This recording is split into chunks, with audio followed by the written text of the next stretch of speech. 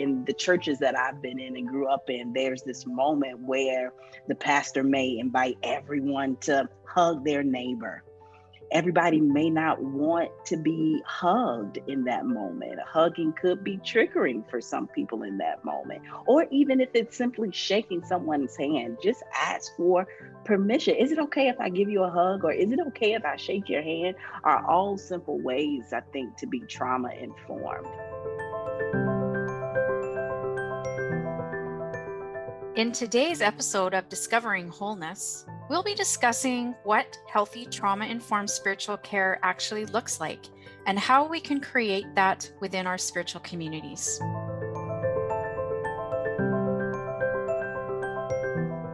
Season 1 of Discovering Wholeness is sponsored by the Hayden Institute.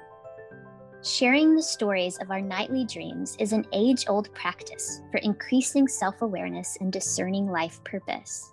The Hayden Institute offers a 2-year certification course in dreamwork training, a valuable tool for spiritual directors, therapists, clergy, and others who wish to enhance their practice and deepen their work. Learn the tenets of Jungian psychology with the Hayden Institute's faculty and mentors. Translate the metaphor and symbol of dream language into a language that is helpful in your waking life. Learn more at haydeninstitute.com. Welcome to Discovering Wholeness, a podcast for any human practicing being, for healing trauma and unearthing self. I'm Kendra Frazier. I'm Jillian Drader. And I'm Kendall Rothis. We are your hosts, and we invite you to join us as we peel back the layers of trauma and discover our innate wholeness. Trauma has been a significant part of many of our journeys, whether those traumas are with a big T or with a little t. We gather each week to discuss trauma, spirituality, and staying grounded as we heal ourselves and walk alongside those who are healing. We're so glad you've joined us. You can participate in the larger conversation with us on Instagram and Facebook at Discovering Wholeness Podcast. We're so excited to talk with you because trauma is such an important topic. We recognize trauma is also a sensitive topic. And so we invite you into our centering moment and ask that you join us in a grounding exercise at the beginning, middle, and ending of each episode.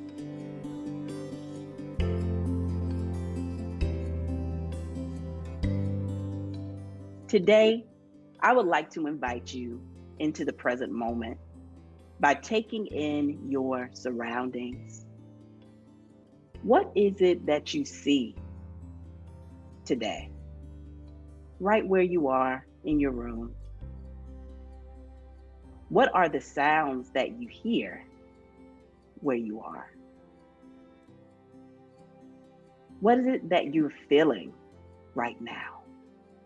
It could be the cotton shirt up against your skin or your hands clasped together.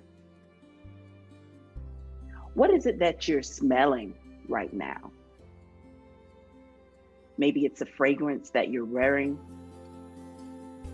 or something that has just been cooked. What is it that you taste right now? Allow all your 5 senses to join you in the present moment as you take in your surroundings.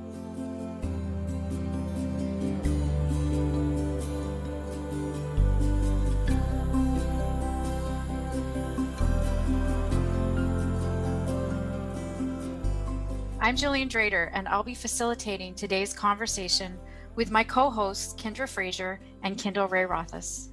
Over the last 2 episodes, we've been discussing this idea of trauma-informed spiritual care. So what does that actually mean? What does it actually look like in practice? And how can we as spiritual leaders cultivate this in our lives and in our communities? Kendall and Kendra, as pastors, what would you say are some of the things that are barriers and challenges to creating trauma-informed spiritual care? Kendra, can we start with you? Sure, absolutely, Jillian. I think that's a great question. I'll start with the barriers first. I believe some of the barriers for trauma informed care, particularly in churches, looks like a challenge around conflict resolution and not really knowing how to communicate, whether that is to um, parishioners or to your peers. It can be challenging, particularly when you are in a atmosphere that you are taught that spirituality is connected to, or religiosity rather, is connected to you simply listening to the person in authority and not really allowing yourself to really voice the opinions that come up or your own challenges that may come up, and internalizing that level of challenge with not being able to use your voice can really shut people down or either push them to the point where they're explosive. So communicating that becomes challenging. And I don't think that most churches offer training just simply around communication and learning how to be in dialogue, particularly around challenge and conflict. Another barrier to creating a trauma-informed spiritual community, I believe, is the lack of emotional safety at times that can come up theologically when you're talking about various scriptures that may be triggering for people. Maybe it's a story about incest or rape. Maybe it's a story about war, and that could bring up some stuff for people. So, not setting expectations when you are tackling hard scriptures can get in the way of creating a trauma informed atmosphere. Kendall, what about for you? What are some of the things when you think about what does healthy trauma-informed care look like? What gets in the way? What are some of the things you've seen in your role as a pastor?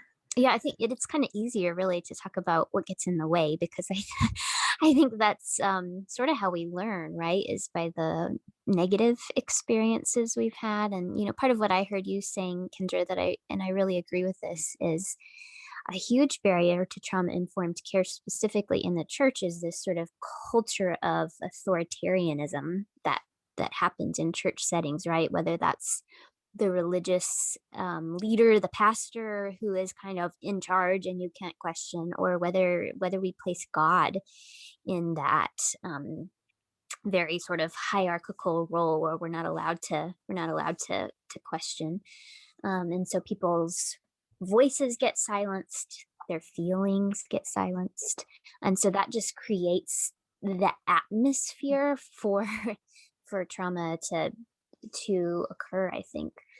Um, and I think a lot of it also is just a lack of understanding of trauma that exists in our culture, that lack of awareness. But I think particularly in the church, it's even like kind of more prevalent, because we have this tendency to spiritualize things away, right?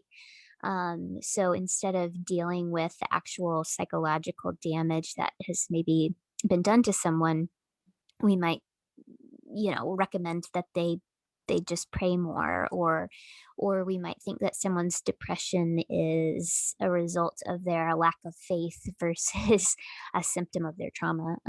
So I think in church settings in particular, there's a lot of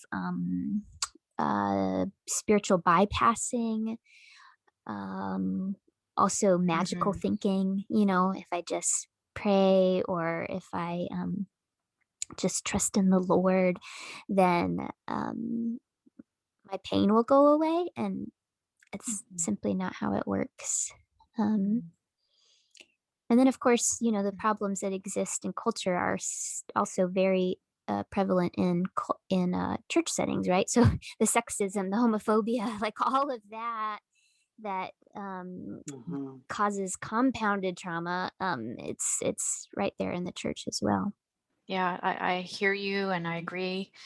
And I think one of the things that you've brought up, and both you and Kendra have mentioned this in terms of just even the institution of the church and the structures that can be in place. And within leadership, sometimes there's conflicts of interest, or there's confusion around who I can actually go to without it being talked about in the greater community, and boundaries. And we're going to move into some of those pieces soon. But do either of you have anything you'd like to add around the actual structures and leadership, and the importance of being mindful about that, and not spiritual bypassing things like confidentiality? Yeah, I think that it's a great question. And I love that Kendall talked about spiritual bypassing. When I think of spiritual bypassing, for some reason, the church leader comes to mind in terms of how we may deify people in authority at times, and give over. We talked about this last episode, but our external locus of control, our own sense of agency, to be able to co-create our own healing experience with God. But it makes me think about how the spiritual leader, when I think of pastors particularly, why the suicide rates keep going up.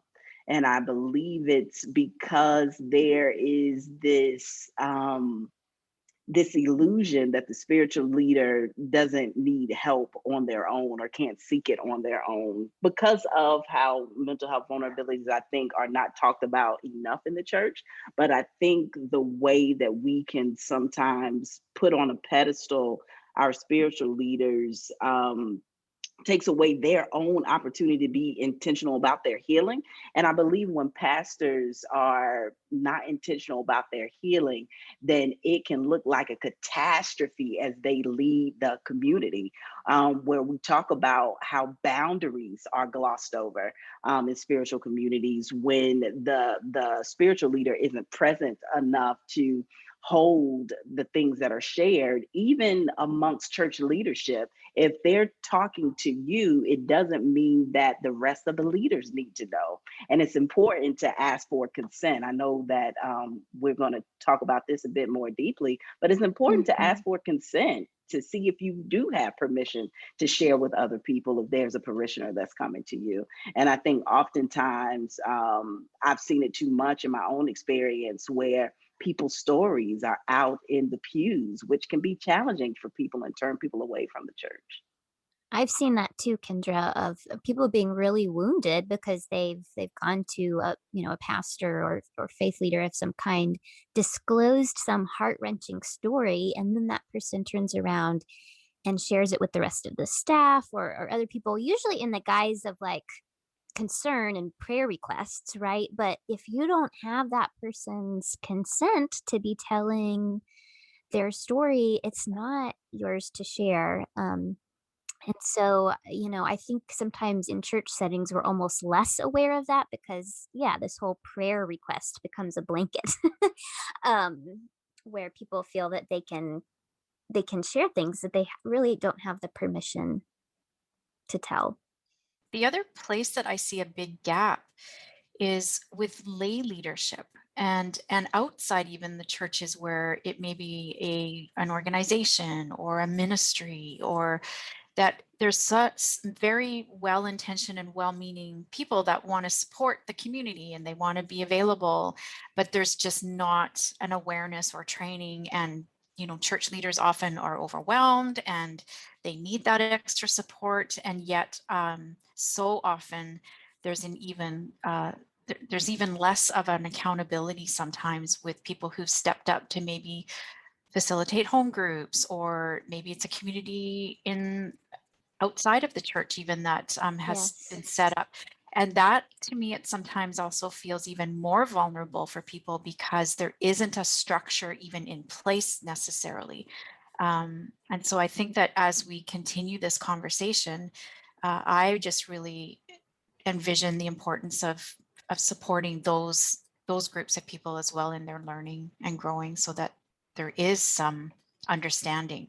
I totally agree with you Mhm. in terms of lack of structure. One of the things that I'm thinking about, Jillian, is having this conversation with a sister mentor friend of mine who is an interfaith minister as well as an executive coach, and talking about this idea of MDiv programs or seminaries partnering with business programs to give pastors and spiritual leaders some type of business acumen to know how to organize their church. Even though it is a spiritual community, there's also a business aspect to it. And I think not knowing that business aspect of it can oftentimes bring up a lot of challenges for pastors and create space for trauma to take place because you aren't equipped to handle certain challenges and issues that arise.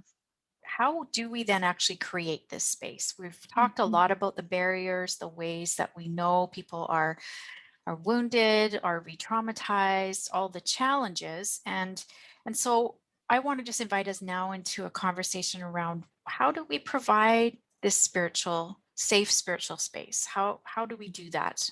Kendall, can we start with you? Yeah, and I think part of me too is wanting to acknowledge before we even kind of discuss that this is can be a daunting subject. I think all three of us, when we were discussing this earlier before we were recording, were saying that, all of us have experienced such negative experiences in church settings that we don't necessarily trust the institutions to do better. That we have this conflict, and so I guess I'm wanting to sort of just acknowledge here that that this is really, really important work, and some people might be in religious settings where they don't have leadership that's willing to do this kind of work, and it's not safe to stay in the environment that they're in, right? So I think when we talk about how do we create spiritual safety, we're talking about it in the context of when you have the agency and the ability to affect and create that safety. But some people don't have the power in their context to do that. And so they're just simply not in a safe space. So I think I'm just wanting to name that, Sometimes it just isn't a safe space. Yeah, but then when we are in spaces where we're in leadership or we have influence or we can help create a kind of space that is safe, then what would that look like? And I'm really glad you emphasized again consent and confidentiality. I mean, those rise up Absolutely to the top for me. That we talked about this, I think, a little bit in the last episode about when you have that mindset that's been very authoritarian about religion, about God, then re-empowering people with choice is so, so, so key. And so one of the ways you do that, right, is you give people the choice of whether they want the story they've told to anybody else. I mean, that should be a given anyways, but it's just extra important when you're doing the work of empowerment and healing, that the person to whom, the person who is disclosing their story to you, it is always, always, always their choice. If their story goes any further than you. I just was going to say, I think one of the really practical ways to do that is to actually be really explicit at the beginning of any conversation, just reinforcing maybe every single time for a while, as you're saying, people aren't necessarily feeling empowered, that what we're going to talk about here is confidential. It's not going anywhere else unless you choose to have me do that, or if it's helpful for you to do that. But being really explicit with that language, I think, is very important, that there's no misunderstanding, there's no confusion, and that you're really laying it out when you first sit down with someone. Yeah, I totally agree with both you and Kendall Jillian in terms of confidentiality and consent being at the forefront. And I'm thinking of examples like there in the churches that I've been in and grew up in, there's this moment where the pastor may invite everyone to hug their neighbor. Everybody may not want to be hugged in that moment. Hugging could be triggering for some people in that moment. Or even if it's simply shaking someone's hand, just ask for permission. Is it okay if I give you a hug, or is it okay if I shake your hand? Are all simple ways, I Mhm. think, to be trauma informed. And I also believe that creating, like you said, being explicit about emotional safety and confidentiality is so important. And I think the authoritarianism that shows up in religion is really about wanting to control and giving people choices. On which to navigate is really empowering, like you both have said. That there's not just one way to do a thing, Mhm. that there are many different ways to engage in their spiritual life and to take respite for themselves. And I'm so glad, Kendall, that you invited us to acknowledge the challenge of this experience, particularly when churches are toxic, and to let people know that it is okay to leave.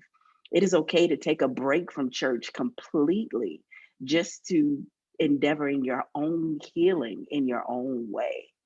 Yeah, and I wanted to can I add real quick, Kendra, when you were talking about giving people choice, and especially when you're on the sort of maybe the leadership end, right? You're a pastor or a spiritual director, or sometimes I think it's not even enough to say, "Can I give you a hug?" or "May I pray for you?" because there's already this power difference there where the person is going to feel obligated to say yes because they see you as somebody important. And so I think I do this with my girls at home. It's like, do you want to give a hug or a high five? And if you can kind of translate that to an adult experience, giving people options of, would you like to close today by, I could offer a prayer, or we could sit in silence for a moment, or, giving people some choice where it's not just a yes or no, but they get to kind of like choose their own adventure with you,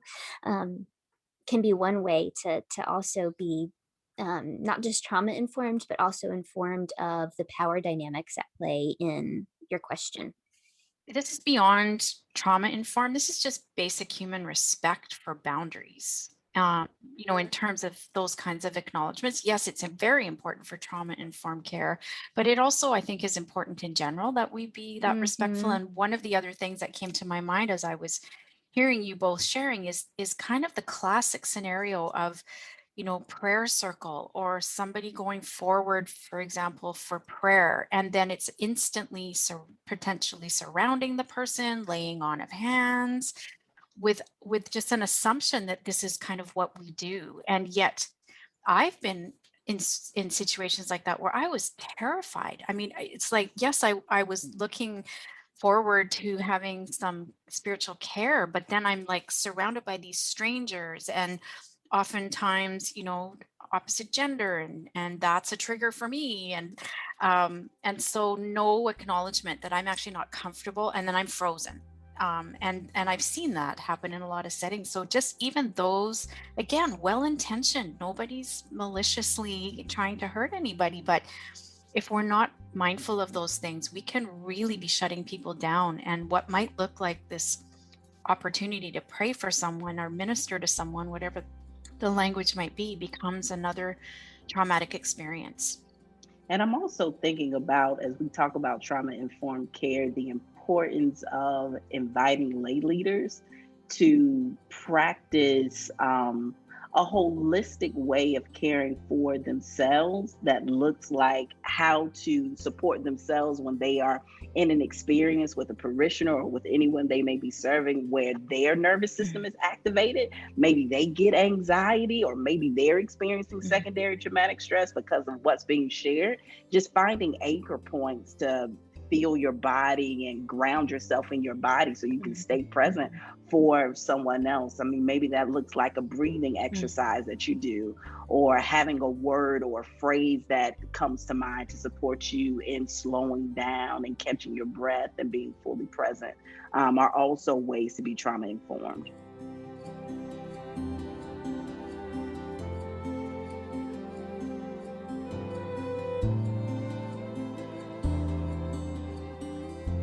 We want to invite you again into the present moment by taking in your surroundings,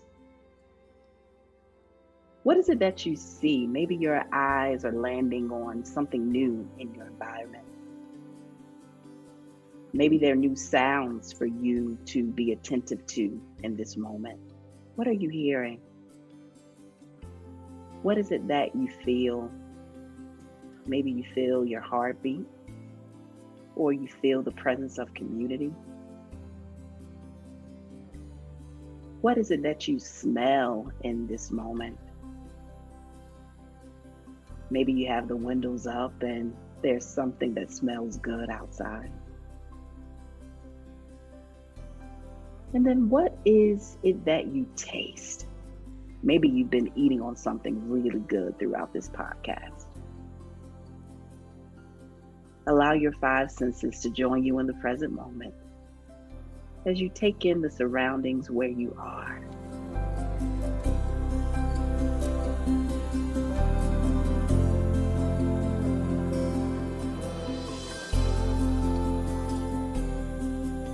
Swallowtail Trauma Integration Society is a not-for-profit organization offering treatment and therapies to persons impacted by trauma. Swallowtail provides these services and overcomes barriers like poverty, race, or gender identity that have often hindered access to treatment. The person-centered approach empowers individuals for transformation and community connection. Find help online. Search Swallowtail Trauma.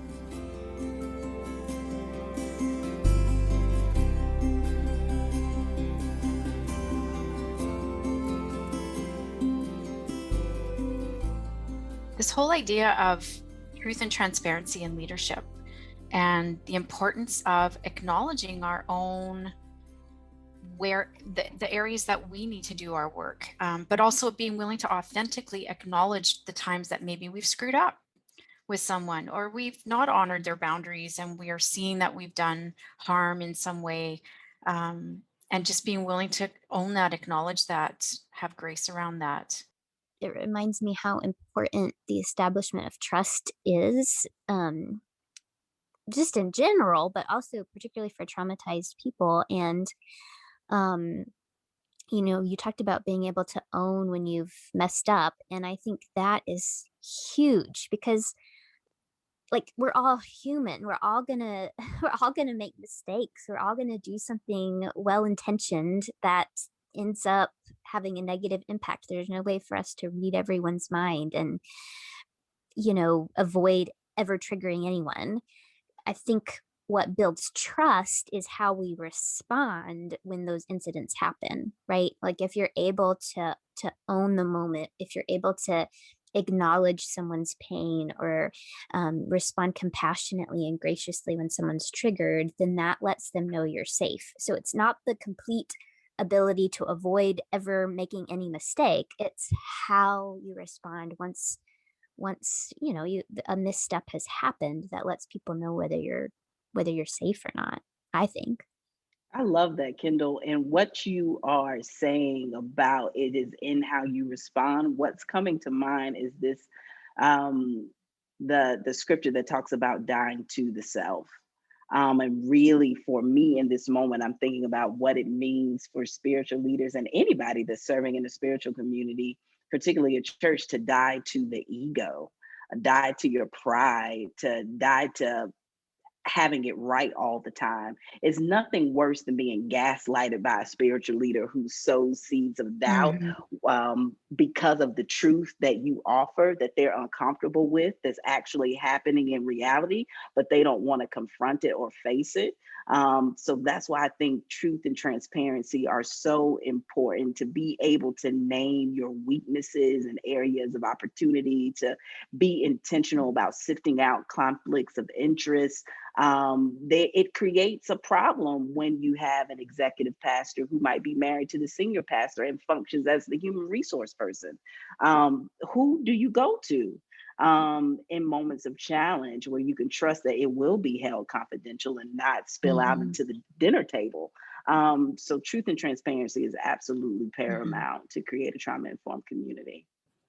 One of the other things that just is a really practical piece that I know we had talked about and we wanted to offer here are very clear things around even inquiring when you first meet somebody, asking them, what are your pronouns?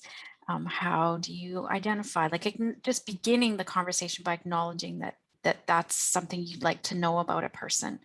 Um, and, the other big piece that we talked about was self-disclosure and the need for appropriate self-disclosure and boundaries around that as well. That there are moments where it might be helpful for us to maybe acknowledge, yeah, I understand, I've been there too, or I understand what that feels like, without though going into our own long personal story that may then flip the whole table around, and now the person who's come to seek support is feeling like they need to offer it, and it becomes more triggering. When I think of appropriate self-disclosure, I think, there are a few questions I'm asking myself. So, am I disclosing this about myself for my Right. benefit or for the other person's benefit? Have I turned the conversation into a conversation about me, or am I simply offering a little piece of myself so that this person knows, I'm not completely perfect with no problems. I'm just, I'm letting them know that I'm human. Um, so just kind of having a little checklist in my head that helps me know when to tell a story and how much of a story to tell. But then when you do offer some self-disclosure in an appropriate way, I think a lot of times it just helps the walls come down, you know, for people to say, "Oh, Mhm. okay." Like, I'm not Mhm. alone. I'm not the only one. It can be Right. it can be really powerful when done sensitively, I think. Yeah, I think it also brings down some of the hierarchical sensitivity in terms of Yes. the person feeling, oh, this isn't somebody who's got it all together, or floating around in their office because they're so spiritual. um, they actually are human and have been through hard things too. And so maybe I Mm. can actually relate. So as we come close to already, it always goes so fast, comes close to the end of our episode today, I wanted to invite you both into just offering some really, again, some practical, actual things that people can do to create these safe communities. What are some of the things that leadership might put into place? What are some things that somebody might do if they have somebody that is being triggered?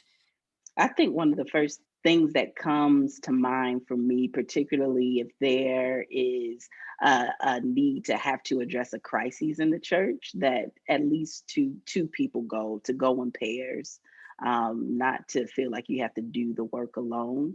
And also, if there's someone who is pre- presenting, and if there is someone who is presenting in a highly emotive way, talking in a calm tone as opposed to your voice being raised so as to not exacerbate the situation. And like you said earlier, giving 3 to 5 feet of space so people can feel like they aren't being infringed upon are all important, as well as being explicit, like you said earlier, Jillian, about um, choices and options are all the things that are coming up presently.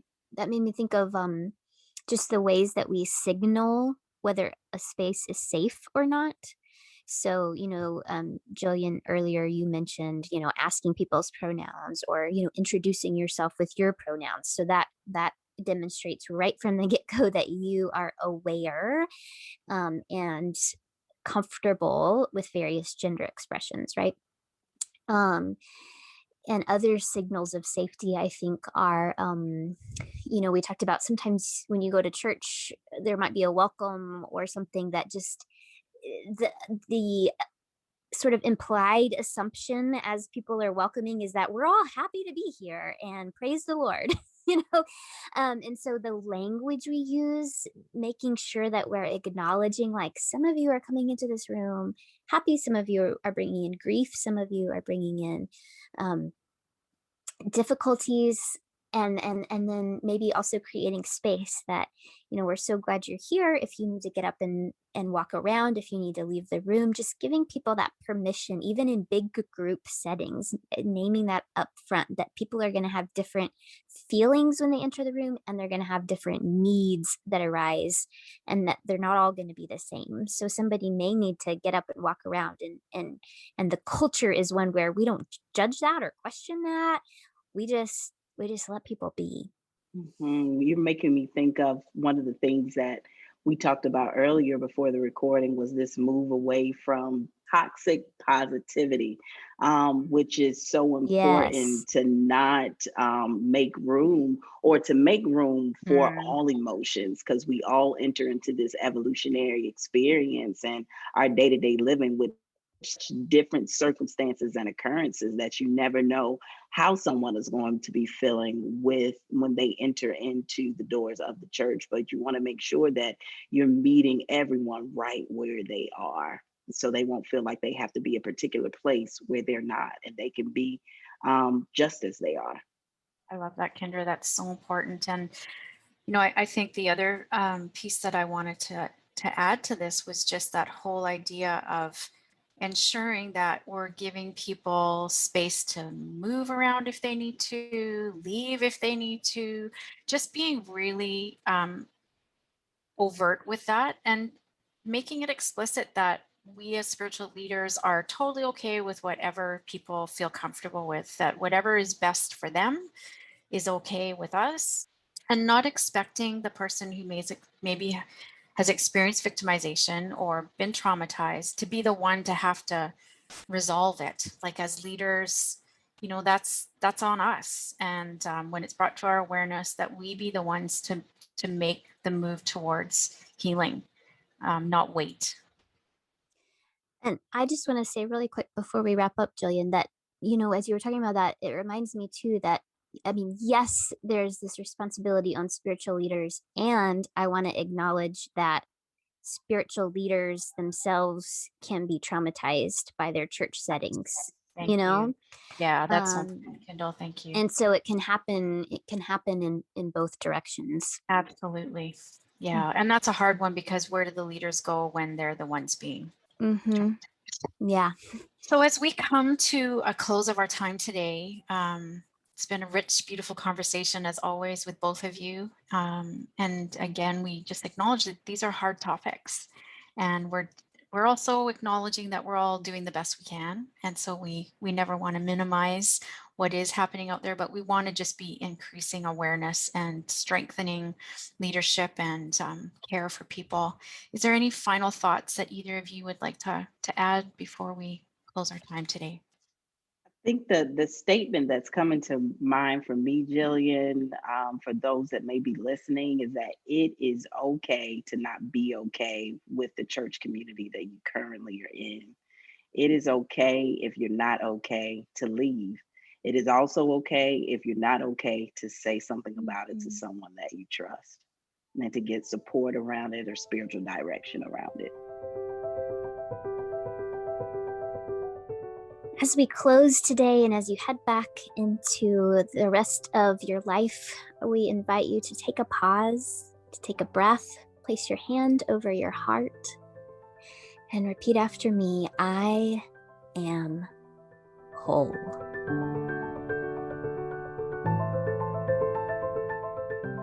Well, thanks again to all of you who have been listening with us today. Thanks for joining us. We value you, and we want to invite you to follow us on Instagram and Facebook at Discovering Wholeness Podcast. I'm Kendra Frazier. I'm Jillian Drader. And I'm Kendall Rothfuss. We are Discovering Wholeness, Healing Trauma, Unearthing Self. Join us in conversation at Discovering Wholeness Podcast on Instagram and Facebook. Discovering Wholeness is produced in partnership with Good Faith Media. Learn more at goodfaithmedia.org. If you are in crisis and need help in the United States, please call the National Suicide Prevention Lifeline at 1-800-273-TALK. That's 1-800-273-8255. In Canada, call the Centre for Suicide Prevention at 1-833-456-4566. That's 1-833-456-4566. You can also use the crisis text line from either country by texting the word home to 741-741. That's home, HOME, to 741-741 to access a crisis counselor 24 hours a day, 7 days a week.